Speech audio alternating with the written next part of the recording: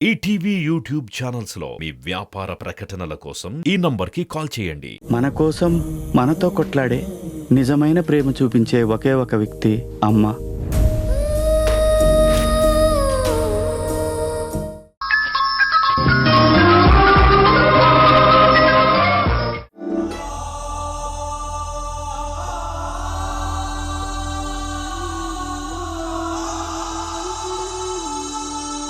నువ్వు మమ్మల్ని, యష్ని, ముఖ్యంగా పిల్లల్ని వదిలి చివరికి ఈ ఊరు కూడా వదిలి శాశ్వతంగా ఎటైనా దూరంగా వెళ్ళిపోవాలి.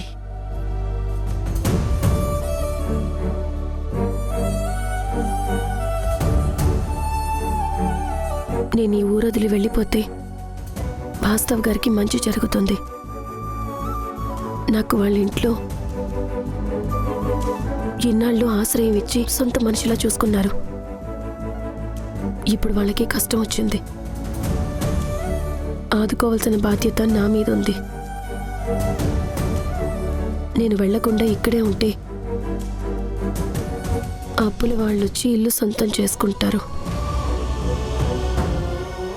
అప్పుడు అను, తాయారు గారు రోడ్డున పడతారు. అలా జరగకూడదు. వాళ్ళ రుణం తీర్చుకోవాలి. నేను ఈ ఊరు వదిలిపెట్టి వెళ్ళిపోతే జీవితంలో రిషి, శశిని చూడలేను. వాళ్ళని చూడకుండా ఉండగలనా? ఇక్కడ ఉండడం వల్లే కదా ఒకరోజు కాకపోతే ఇంకో రోజైనా పిల్లల్ని చూసుకోగలుగుతున్నాను. వెళ్ళిపోతే శాశ్వతంగా పిల్లలకి దూరం అయిపోతాను. పిల్లల కోసం ఉండిపోవాలా, లేక వాస్తవ్ గారి గురించి వెళ్ళిపోవాలా?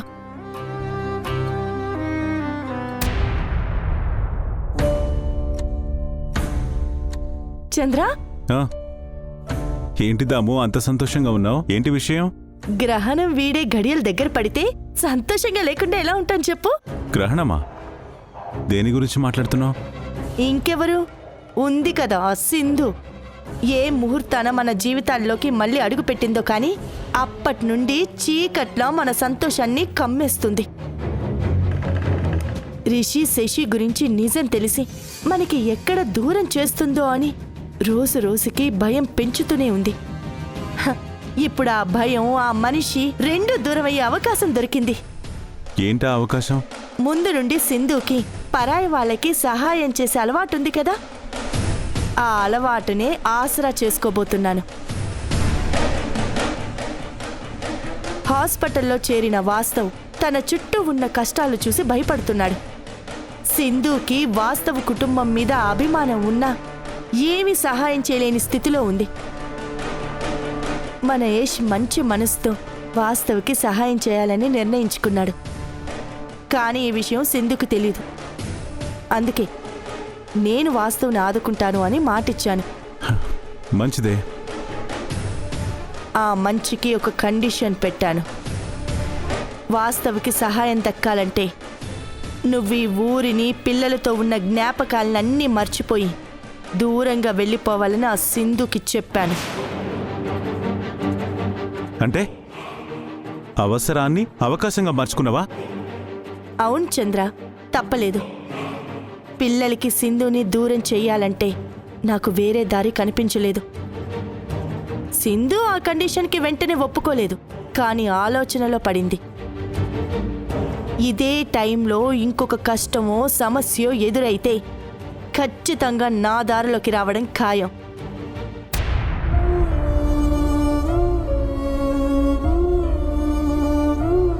అను, నిద్రపోలేదా నువ్వు? లేదు, నిద్ర రావడం లేదు. మీ డాడీకి ఏం కాదు, బాధపడద్దని చెప్పాను కదా. చెప్పావు, కానీ కళ్ళు మూసుకుంటే డాడీనే గుర్తొస్తున్నారు. అది సరే, నువ్వెందుకు నిద్రపోలేదు? ఎందుకు డల్గా ఉన్నావు? ఏం ఆలోచిస్తున్నావు? ఏం లేదు. కాదు, ఉంది. నువ్వు కూడా నాలాగే మా డాడీ గురించి ఆలోచిస్తున్నావు కదూ? డాడీకి ఏం కాలేదని నాకు చెప్పి నువ్వెందుకు బాధపడుతున్నావు ఫ్రెండ్? అయినా నువ్వు ఉన్నావు కదా. మా డాడీకి ఏం ప్రాబ్లం వచ్చినా నువ్వే కదా వచ్చి సాల్వ్ చేస్తూ ఉంటావు. ఇప్పుడు ఈ ప్రాబ్లం కూడా నువ్వే క్లియర్ చేస్తావు, నాకు నమ్మకం ఉంది. ఖచ్చితంగా మా డాడీకి ఏం కాదు. ఫ్రెండ్, భోజనం చేసావా? అందుకే నీకు నిద్ర రావడం లేదు. ఖాళీ కరుపుతో ఉంటే నిద్ర పట్టదని తయారు చెప్పింది. రా భోంచేద్దు గాని.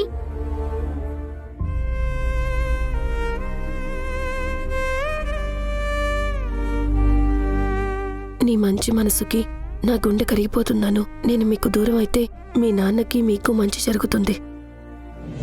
అవును ఫ్రెండ్, నీకెవరూ లేరా? ఉన్నారు, కానీ నేనే వాళ్ళకి లేను. నాకు మా డాడీ తయారు మాత్రమే ఉండేవాళ్ళు. ఇప్పుడు నువ్వు కూడా ఉన్నావు. ఫ్రెండ్, డాడీ త్వరగా వచ్చేస్తారు కదూ? తప్పకుండా వస్తారను.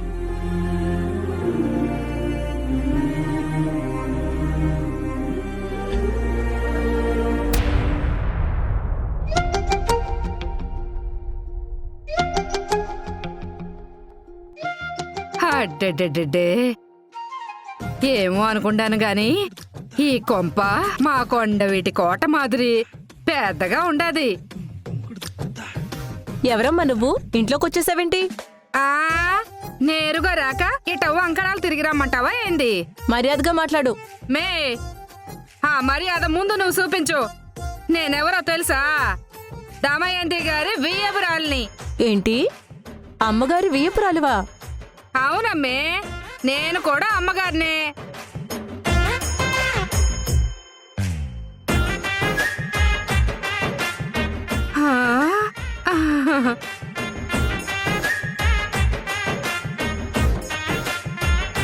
ఎవరు నువ్వు? అడ్డడ్డే, సోత్త తెలియడం లేదా ఏమి? నేను మీ వియ్యపురాల్ని. ఏంటి వియ్యంకురాలువా? అవునబ్బే, ఎంతకీ నువ్వెవరో? నా వియ్యపురాలు చుట్టానువా ఏమి? అవును, బాగా దగ్గర చుట్టాన్ని, మొగుడు వరుస అవుతాను. అట్నా? నువ్వేనా వదినా? చూసి చాలా కాలం అయినది కదా, గుర్తుపట్ల. నీ కట్టుబొట్టు చూసి ఎవరో కుర్రపిల్ల అనుకున్నానులే. చాలు ఆపు.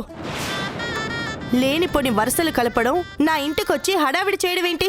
ముందు బయటికెళ్ళు. రాక రాకొచ్చిన వియ్యపురాల్ని ఆడతొచ్చి లోపలికి తీసుకెళ్లాల్సింది పోయి ఒక్క తూర బయటికి పోమంటావేందదినా? వరుసలు కలపొద్దని చెప్పానా?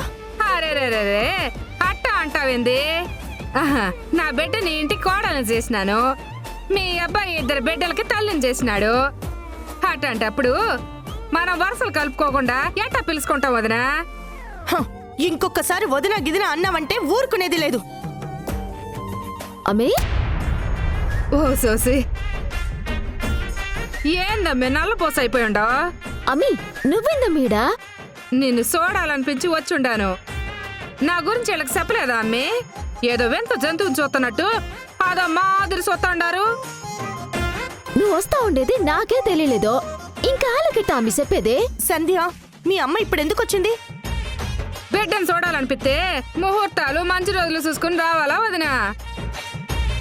అమ్మి నువ్వాగు, ముందే చెప్తే ఈ హడావిడంతా ఉండేది కాదు కదా అని ఆవిడ ఉద్దేశము. ఏమోలేమ్మా, నాకేం అర్థం కావట్లేదు. అమ్మి నీకన్నీ అర్థమయ్యేటట్టు నేను చెప్తాను, కానీ నువ్వు నాదరా. ఇదిగో వదినా, నేను నా బిడ్డతో మాట్లాడొస్తాను. వచ్చిన తర్వాత గంటలు గంటలు మాట్లాడేసుకుందాం, సరేనా? అమ్మి నువ్వు రా. అమ్మి, పదమ్మే. రా.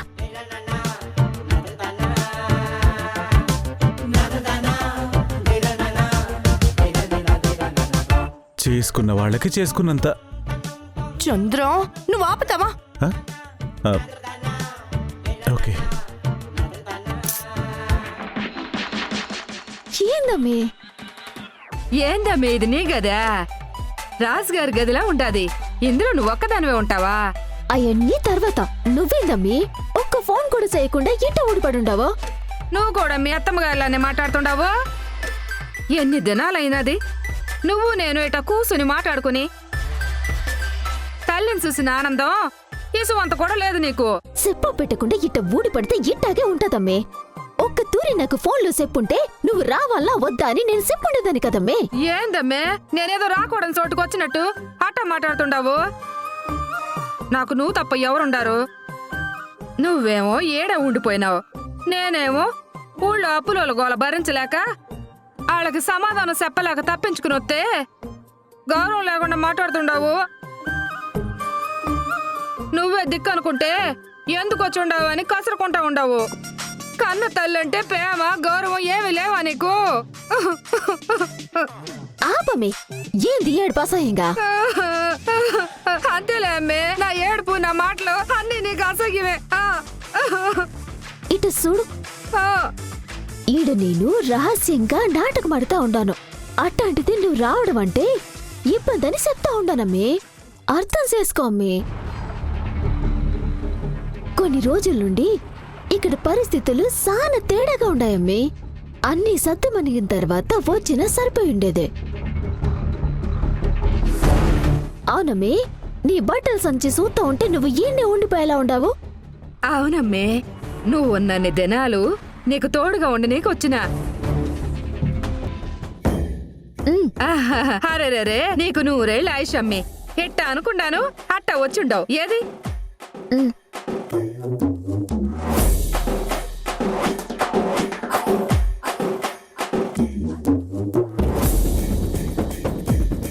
అమ్మే, కమ్మగా ఉండది, కొంచెం తింటావా? నాకేం వద్దులే. అవునమ్మే, అల్లుడు గారు అదే నీ నాటకం పెరిమిటి యాడున్నాడు? ఆఫీస్కి పోయి ఉన్నాడు. అట్నా?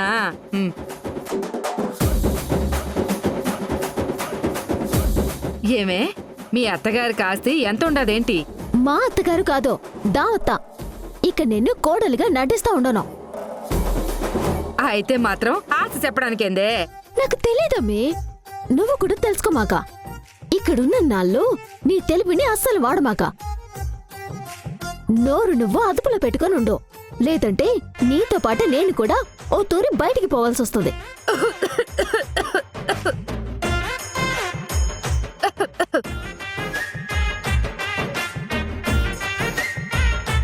అమ్మే, ఈ బాగాన్ని వదిలి బయటికి పోవడమే అది జరిగే పని కాదు. ఎంత ఆస్తున్న ఇంట్లో నా నోటిని తిండి తినడానికి తప్ప ఇక దేనికి వాడను. తినడం, అరిగేదాకా ఆ సల్లగా లేసుకొని పడుకోవడం, అంతేనమ్మే నా పని.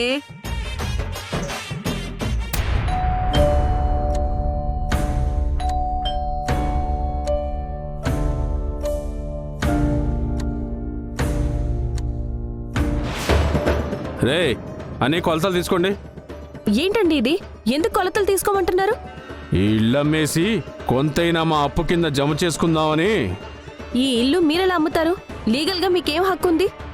అప్పుడు వాడెవడో వచ్చి మా మీద రౌడీలను చేశాడు కదా, ఆ వాస్తవ్ ఫ్రెండ్. మీ దగ్గర ఇంటికి సంబంధించిన ప్రూఫ్స్ ఏమైనా ఉన్నాయా అన్నాడు. ఆ రోజు డాక్యుమెంట్స్ లేవు కాబట్టే మేము సైలెంట్గా వెనక్కి వెళ్ళిపోయాం. ఈసారి మేము లీగల్గానే ప్రొసీడ్ అవ్వాలని వచ్చాం. ఈ ఇల్లు వాస్తవ్ గారు తాకట్టు పెట్టి డబ్బు తీసుకున్నాడు అనడానికి కావలసిన ప్రూఫ్తో వచ్చాం. ఇదిగోండి జిరాక్స్ కాపీ.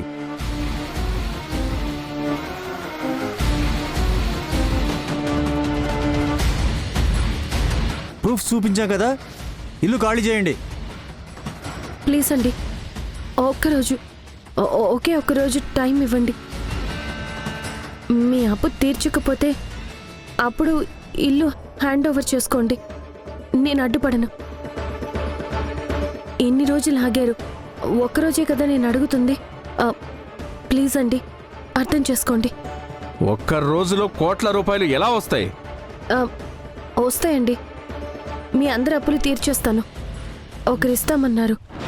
రేపు మేము వచ్చేసరికి డబ్బైనా ఇవ్వాలి, లేదా మీరు ఇల్లైనా ఖాళీ చేసి వెళ్ళాలి. అలాగే. రే, పదండ్రా.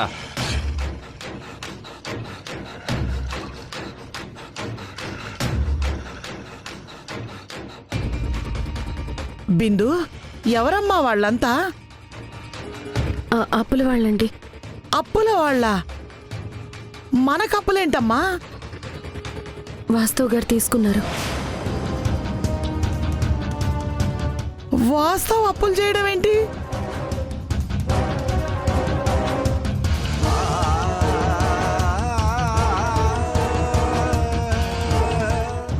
మళ్ళీ ఇప్పుడు వచ్చి అమ్మేస్తాము, ఈ ఇల్లు ఖాళీ చేయండి అని బెదిరిస్తున్నారు.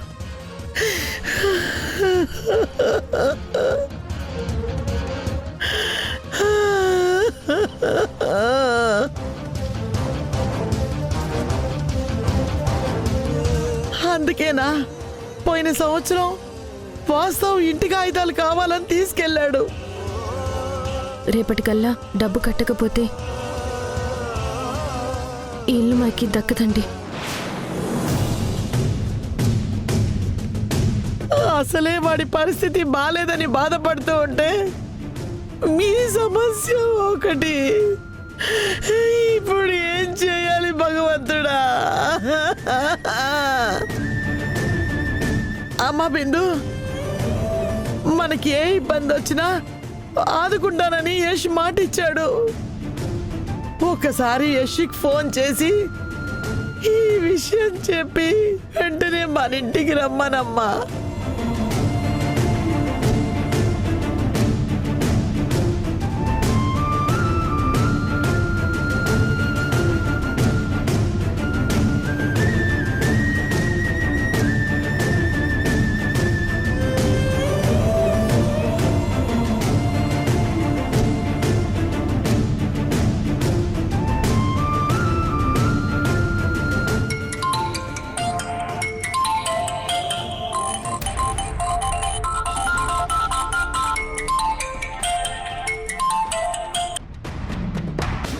యష్,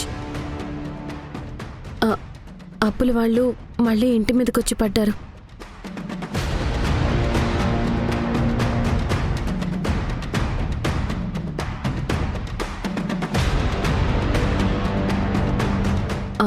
ఆంటీ చాలా కంగారు పడుతున్నారు. నువ్వు త్వరగా రాగలవా ప్లీజ్?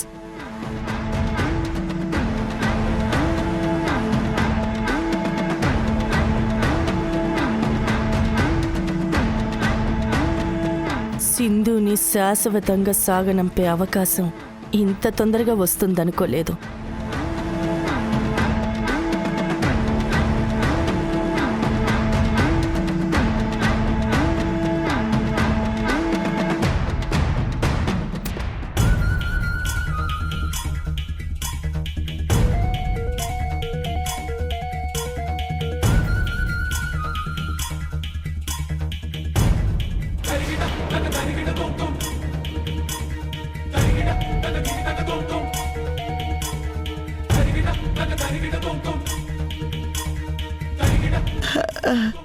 రండమ్మా.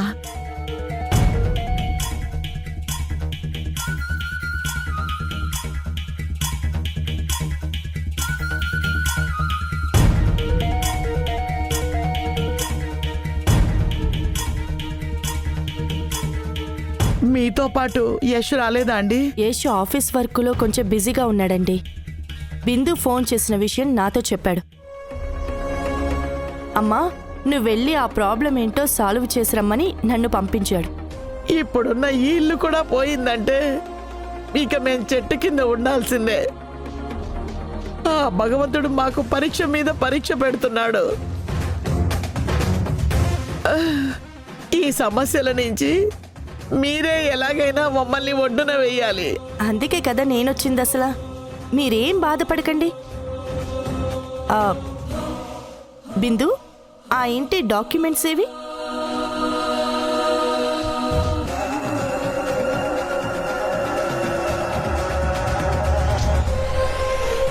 ఇదిగోండి.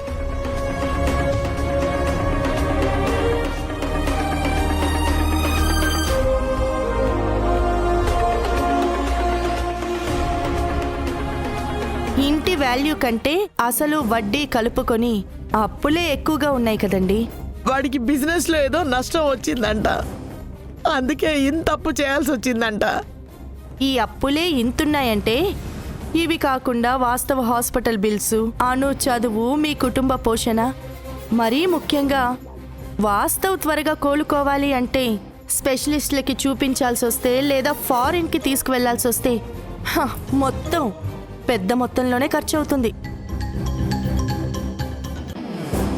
ఇంత డబ్బు మేము భరించాలంటే కొంచెం ఆలోచించాల్సిందే అసలు.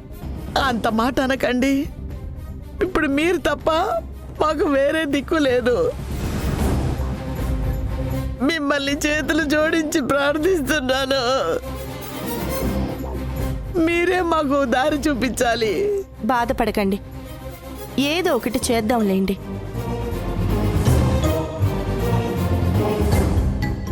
వాస్తవికి నయం అయ్యే వరకు మీరు అను ఇక్కడుండడం కంటే మా ఇంటికి వచ్చి ఉండడం మంచిదని నా అభిప్రాయం. ఏమంటారు? అలాగేనండి. అందరం సాయంత్రం మీ ఇంటికి వస్తాం. సరే, అయితే నేను బయలుదేరుతాను.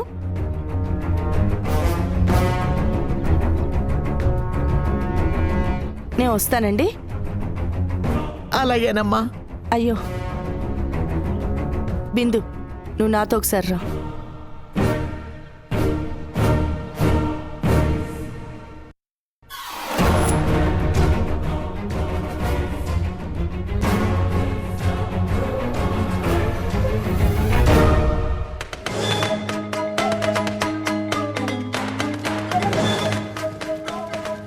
ఏంటి మౌనంగా ఉన్నావు?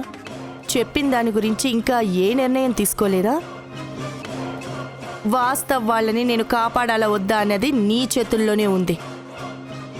ఇప్పుడు నీ నిర్ణయం చెప్పకపోతే ఈ ఇల్లు పోతుంది, వాస్తవ్ ప్రాణమే పోతుంది, చిన్నపిల్ల అనుకి జీవితమే లేకుండా పోతుంది.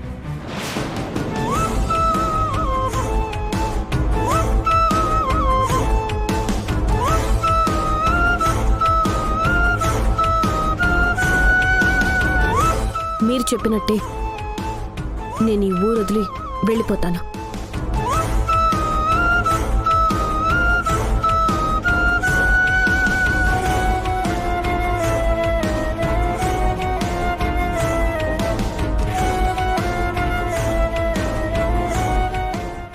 అల్లరి చేయకుండా నువ్వు అను శశి కలిసిమెలిసి ఉండాలి, బాగా చదువుకోవాలి, జీవితంలో గొప్పవాళ్ళు కావాలి. అలాగే అమ్మా.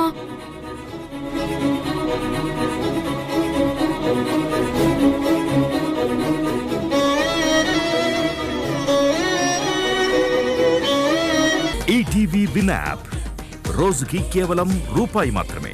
ఇప్పుడే ఈటీవీ విన్ యాప్ డౌన్లోడ్ చేసి సబ్స్క్రైబ్ చేయండి.